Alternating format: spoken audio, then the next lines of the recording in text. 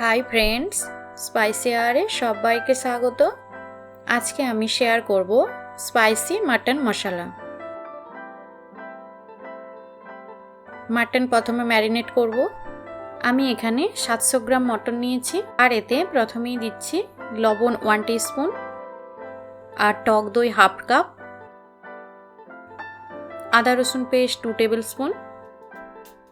এবারে ভালো করে সবকিছু মাংসের সাথে মেখে নেব। 1 ঘন্টা ম্যারিনেট মাংস রেস্টে রেখে দেব। এরপর কড়াইতে 4 টেবিল স্পুন সাদা তেল দিচ্ছি, ভালো করে গরম করে নেব। এবারে তেলের মধ্যে দিচ্ছি গোটা গরম মশলা ফোড়ন, তেজপাতা একটি, এলাচ, লং আর দারচিনির টুকরো।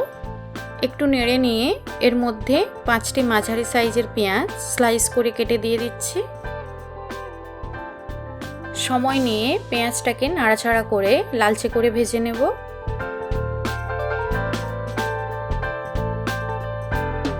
পেঁয়াজ ভাজা হয়ে এসেছে। এবার এর মধ্যে আদা রসুন পেস্ট আর 1 টেবিল স্পুন লাল লঙ্কার পেস্ট দিয়ে দিচ্ছি। পেঁয়াজের সাথে আদা রসুনটাকে ভেজে নিতে হবে 3 থেকে 4 মিনিটের জন্য।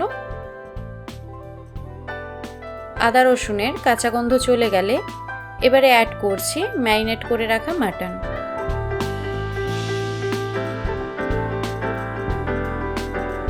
মশলার সাথে মাটনকে মিশিয়ে নেব।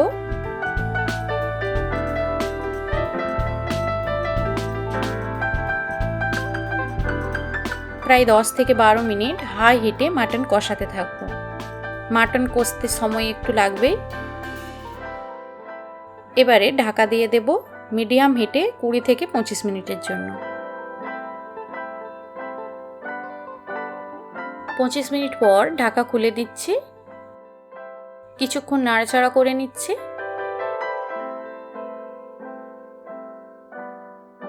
এবারে মাংসর মধ্যে কিছু গুঁড়ো মশলা অ্যাড করছি। হলুদ গুঁড়ো 2 টেবিল স্পুন, কাশ্মীরি লঙ্কার গুঁড়ো 1 টেবিল স্পুন আর ধনিয়ার গুঁড়ো 1 টেবিল স্পুন। মশলাগুলি মাংসর সাথে ভালো করে নাড়াচাড়া করে মিক্স করে নিচ্ছি।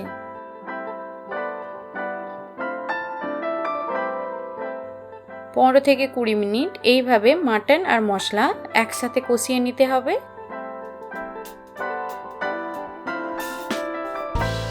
এরপর 3টি মিডিয়াম সাইজের টমেটো পিউরি দিয়ে দিচ্ছি, সাথে 1 টিস্পুন লবণ অ্যাড করছি। 5 থেকে 7 মিনিট সময় নিয়ে আবারও কিছুক্ষণ মাংস নাড়াচাড়া করে নেব। মাংস খুব ভালো করে কষিয়ে নিয়েছি। এবারে পরিমাণ মতো গরম জল 2 কাপ দিয়ে দিচ্ছি, মিশিয়ে নিচ্ছি সব। এবারে ঢেকে দেব 15 থেকে 20 মিনিটের জন্য। 20 মিনিট পর ঢাকা খুলে নিলাম। খুব সুন্দর মাটন সেদ্ধ হয়ে গেছে। এবারে হাফ টিস্পুন মতো গরম মশলার গুঁড়ো ছড়িয়ে দিলাম আর দিচ্ছি সামান্য ধনেপাতা কুচি।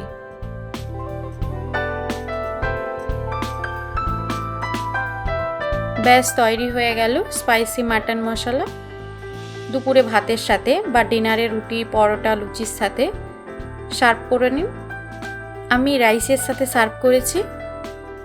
রেসিপিটি কেমন লাগলো কমেন্ট করে জানাবেন আর আমার চ্যানেলটি সাবস্ক্রাইব করবেন।